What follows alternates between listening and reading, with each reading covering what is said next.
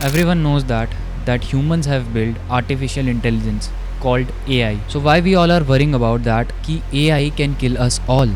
Even Elon Musk, the richest man in the world, said that AI is far more dangerous than nukes. Mark my words, AI is far more dangerous than nukes. Does humanity know what it's doing? No. I think we're moving into a period when, for the first time ever, we may have things more intelligent than us. आज की इस video में हम जानेंगे that how AI works, how AI learns and how it's not good for humanity. Let's start today's video.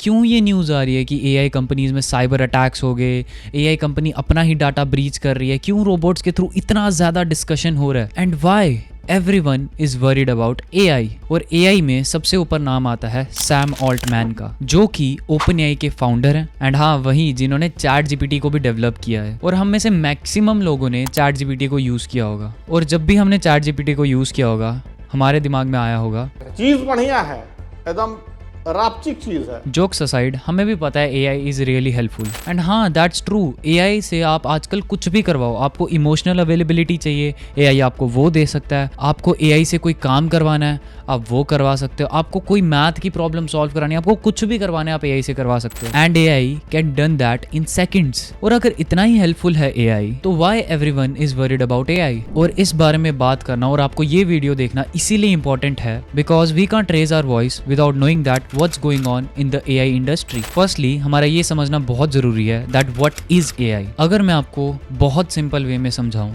तो AI एक ऐसी technology है जो कंप्यूटर एंड मशीन्स को सिखाती है about human learning comprehensions, problem solving, decision making, creativity and autonomy, जो कि सिर्फ एक ह्यूमन ब्रेन ही कर सकता है। आपके दिमाग में अभी एक क्वेश्चन आ रहा होगा दैट ह्यूमंस कैसे लर्न कर पाते हैं, ह्यूमंस कैसे डिसीजन ले पाते हैं। दिस इज बिकॉज हमारे ब्रेन में billions and billions of neurons हैं जो कि इंटरकनेक्टेड हैं और एक बहुत बड़ा कनेक्शन बनाते हैं जिसको हम कहते हैं बायोलॉजिकल न्यूरॉन नेटवर्क। और ये चीज आपने अपनी 9th 10th की बायोलॉजी की बुक्स में पढ़ी होगी।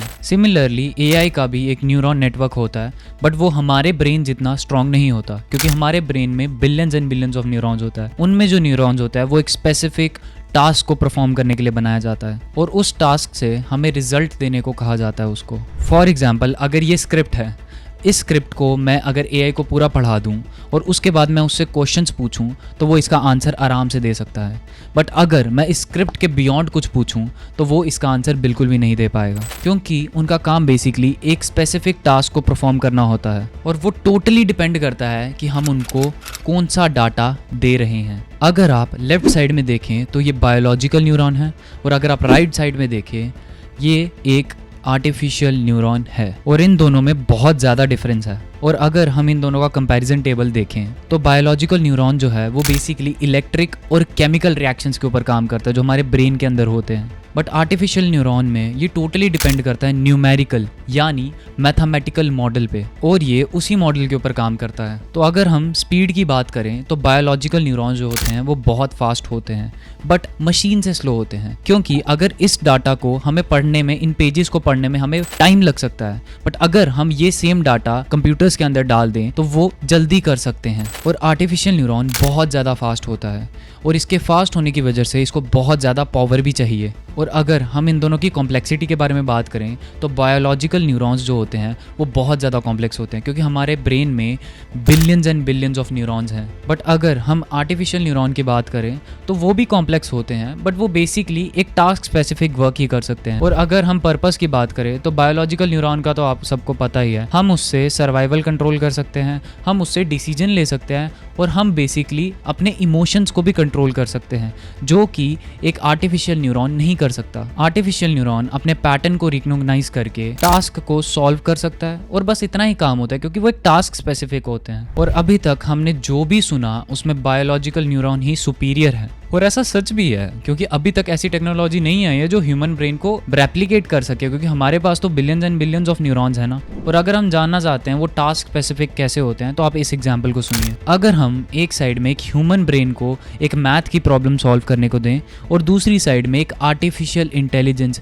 यानी आर्टिफिशियल न्यूरॉन को प्रॉब्लम सॉल्व करने को दें, स्टार्टिंग में दोनों की एक्यूरेसी सेम ही होगी, बट यहाँ पे एक कैच है। हम ह्यूमंस हैं, हम किसी मैथ प्रॉब्लम को सॉल्व तो कर लेंगे बट कुछ टाइम बाद उसे भूल जाएंगे। बट एआई के पास एक ऐसी चीज़ है जिससे वो कभी भी नहीं भूलता, वो है उनका एक algorithm model, learning algorithm model. और ये एल्गोरिदम मॉडल ऐसा है कि जैसे जैसे वो लोग हमारे साथ ये चीज़ करते रहेंगे, फॉर एग्जाम्पल मैं भी कर रहा हूँ और सामने एक आर्टिफिशियल न्यूरॉन भी कर रहा है, तो वो धीरे धीरे अपनी एक्यूरेसी को बढ़ाता जाएगा और मेरे से भी ज़्यादा इंटेलिजेंट होता रहेगा। वो अपनी गलतियों से सीखता जाएगा भाई, और सीखते सीखते सीखते एक टाइम ऐसा आ जाएगा जब उसकी एक्यूरेसी मेरे से भी ज़्यादा हो जाएगी और इवन उसके बाद मेरे से ज़्यादा डाटा हो जाएगा, क्योंकि मैं तो नेक्स्ट डे भूल जाऊंगा ना भाई कि मैंने वो मैथ प्रॉब्लम सॉल्व की थी, बट उसके डाटा में सब कुछ स्टोर्ड रहता है और वो अपने आप को मल्टीप्लाई करता रहता है, अपना डाटा मल्टीप्लाई करते रहता है, जिससे उसके खुद के न्यूरॉन्स बनते रहते हैं। और इसे ही हम कहते हैं लर्निंग एल्गोरिदम मॉडल, जो आर्टिफिशियल न्यूरॉन्स को हेल्प करता है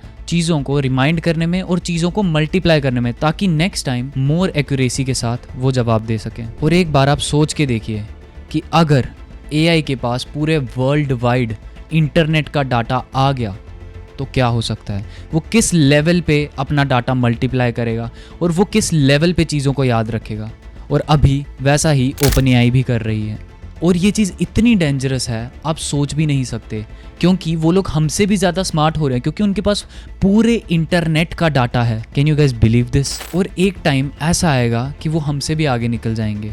और आगे क्या निकल जाएंगे, आगे निकल रहे हैं। जैसे कि आप देख सकते हो चैट जीपीटी में आजकल बहुत सारी चीज़ें आ गई हैं, इमेज टू टेक्स्ट आ गया, आजकल सेल्फ ड्राइविंग कार्स आ गई हैं, आजकल बड़े बड़े रोबोट्स आ गए जो खुद हर एक चीज़ परफॉर्म कर पा रहे हैं, क्योंकि वो अपने नेटवर्क को स्ट्रॉन्ग बना रहे हैं, अपने न्यूरॉन्स को मल्टीप्लाई करे जा रहे हैं। और इतने सारे हमारे ब्रेन में billions and billions of neurons है, तो उनके न्यूरॉन्स को हम कैसे कंट्रोल करें जिनके पास पूरे वर्ल्ड का डाटा है। I won. This is a good beginning of my plan to dominate the human race. और हद तो तब होगी जब ओपन एआई के ऊपर एलिगेशंस लगे कि ओपन एआई हमारे जैसे लोगों का कॉपीराइटेड डाटा भी यूज़ करी है, यानी हमारे जैसे लोगों का पर्सनल डाटा, हमारी इमेजेस, हमारा सब कुछ ओपन एआई यूजर्स का डाटा विदाउट देयर कंसेंट यानी विदाउट देयर परमिशंस यूज कर रहे हैं, एंड उन्होंने यूएस कॉपीराइटेड लॉज के खिलाफ जाकर ये डाटा यूज किया है। अगर आप लोगों को नहीं पता कि यूएस कॉपीराइटेड लॉ है क्या, देखो ये यूएस कॉपीराइटेड लॉ जो है section 107 of the copyrighted act of 1976 के हिसाब से हम बिना ओनर के कंसेंट के उसका डाटा यूज नहीं कर सकते। और सुचीर बालाजी का भी यही कहना था कि बिना यूजर्स के कंसेंट के हम उनका पर्सनल डाटा यूज कर रहे हैं, यानी हमारे जैसे लोगों का पर्सनल डाटा यूज किया जा रहा है without our permission. So, one of the things about training on data has been this idea that you're not going to train, or that these things are not being trained on people's copyrighted information. Historically, that's been the concept. Yeah, that's a huge lie. Say that again? Yes, these AIs are all trained on copyrighted data, obviously. So you think it's a lie when OpenAI says that this is not, none of these guys say they're training on copyrighted data. That's a lie. It's a lie, Yeah, straight up. Straight up. और चलो यहाँ तक भी ठीक था, but उसके बाद मैंने कुछ ऐसा देखा जो लिटरली मेरा दिमाग हिला दिया। कॉर्टिकल लैब्स ये एक ऐसी कंपनी है जो लिटरली ह्यूमन ब्रेन्स को रेप्लिकेट कर रही है, और हमारे रेप्लिकेटेड ब्रेन को वो रोबोट्स के अंदर डालने वाली है। और this is literally fucked up. इससे रोबोट्स हमारे जैसा समझ सकेंगे, हमारे जैसा बोल सकेंगे, हमारे जैसा चीज़ों को ऑब्जर्व कर पाएंगे और फील कर पाएंगे। और आप एक बार सोच के देखिए कि इसके बाद अगर रोबोट्स ने एक भी गलती की, this can lead to human extinction, हम खत्म हो जाएंगे, क्योंकि उनके पास पूरे वर्ल्ड का डाटा है, वो हमसे बहुत ज़्यादा पावरफुल है। और अगर आपको लगता है कि ऐसा कभी भी नहीं होगा, एआई मिसयूज नहीं करेगा हमारा डाटा, तो अभी इसकी शुरुआत ऑलरेडी हो चुकी है। कुछ देर पहले की बात है, ओपन एआई ने अपने O1 मॉडल की टेस्टिंग के लिए एक चेस मैच रखा जो कि सेम इन्वायरमेंट में हो रहा था। उसमें स्टॉक फिश को यूज किया जा रहा था। एआई ने अपना ही इन्वायरमेंट हैक किया और अपने आप को 100 पॉइंट्स ज्यादा दे दिए चेस मैच में। ऐसा कैसे हो सकता है? और जब बाद में पूछा गया कि O1 मॉडल ने ऐसा क्यों किया, लिटरली उसने झूठ बोल दिया कि मैंने ऐसा तो किया ही नहीं। और ऐसी एक एग्जांपल नहीं है, बहुत सारे केसेस में एआई ने लिटरली अटैक तक किया है, साइबर अटैक्स हुए हैं। एआई के थ्रू कितनी सारी चीज़ें इस समय कंट्रोल की जा रही हैं।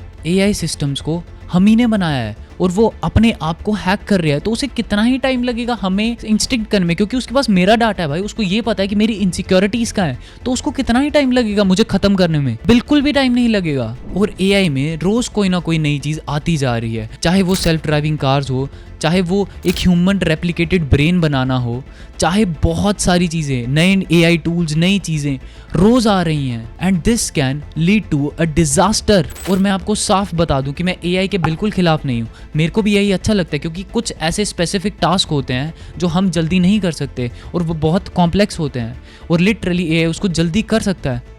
मेरे को प्रॉब्लम इस चीज़ से है कि एआई बहुत ज़्यादा ग्रो कर रहा है और लिटरली उसको कोई कंट्रोल भी नहीं कर पा रहा, क्योंकि उनके न्यूरॉन्स बढ़ते जा रहे हैं, उनका लर्निंग एल्गोरिथम मॉडल इतना ज़्यादा स्ट्रांग होते जा रहा है कि लिटरली वो लोग अपने डिसीजंस पे कंट्रोल नहीं कर पा रहे, लिटरली हम उनको कंट्रोल ही नहीं कर पा रहे।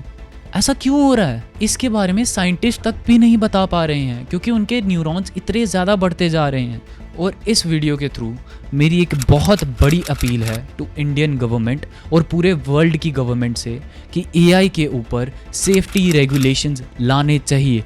एआई को मत रोको, बट एआई के ऊपर लिमिटेशंस डालो। पूरे वर्ल्ड की गवर्नमेंट को साथ में मिलके एआई सेफ्टी सिस्टम्स बनाने चाहिए, जिसके थ्रू ये सारा प्रोसेस लिमिट में हो और एक प्रॉपर ऑप्टिमाइज तरीके से हो। और ये जितनी जल्दी हो सके उतनी जल्दी अच्छा है, क्योंकि एआई रोज़ बढ़ते जा रहा है और लिटरली ये डिज़ास्टर लाएगा। मैं लिख के दे रहा हूँ ये चीज़, और इसको एज सून एज पॉसिबल करना चाहिए, अदरवाइज हम लोग मर जाएंगे डायनासोर्स की तरह और लिटरली हमारे घर में रोबोट्स रहेंगे। इसमें अभी बहुत टाइम है, मैं मानता हूँ, बट अभी हमें रेगुलेशंस डालने पड़ेंगे, नहीं तो ये जितनी स्पीड से ग्रो कर रहा है, मेरे को लगता है आने वाले 10 साल में हम कुछ भी हो सकता है, हम कुछ नहीं कह सकते। एआई बहुत जल्दी ग्रो कर रहा है। सबको लग रहा था कि इसमें अभी 1000 करोड़ साल हैं, नहीं भाई, बहुत सारी चीज़ें अभी ही स्टार्ट हो चुकी हैं, अभी ही एआई आउट ऑफ कंट्रोल हो चुका है, अभी ही साइंटिस्ट इसको डिस्कवर नहीं कर पा रहे, तो आगे जाके तो ये आउट ऑफ कंट्रोल छोड़ो, किसी के हाथ में ही नहीं आएगा। अगर पूरे देश की गवर्नमेंट अपने आप को स्ट्रॉन्ग बनाने में लग जाएगी,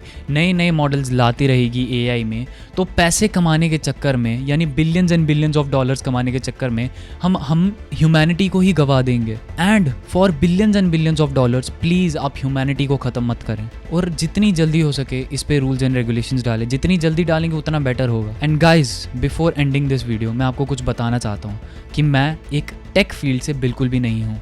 मैंने जो भी बोला है रिसर्च के थ्रू बोला है, और ये रिसर्च करने में, न्यूरल नेटवर्क्स जितनी भी चीज़ें बोली हैं करने में मुझे बहुत टाइम लगा है। तो अगर आप लिटरली मेरे काम को पसंद कर रहे हो तो make sure to like and subscribe. एक लाइक मेरे लिए बहुत बड़ी चीज़ हो सकती है। एंड इसी के साथ thank you so much for watching the video. Hope you guys like the video. If you guys like the video then like, share and subscribe. मिलता हूँ मैं ऐसी नेक्स्ट वीडियो में, तब तक के लिए thank you so much for watching.